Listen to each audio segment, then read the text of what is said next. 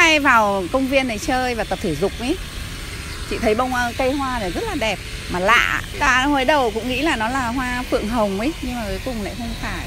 Lần đầu tiên chị nhìn thấy ở đây. Và có một cây nữa ở hồ kia, 2 cây, trong cả Bách Thảo có 2 cây em ạ. Nó lại xen giữa trắng và hồng, rất là lạ. Ai đến đây cũng rất là thích cái cây hoa này. Em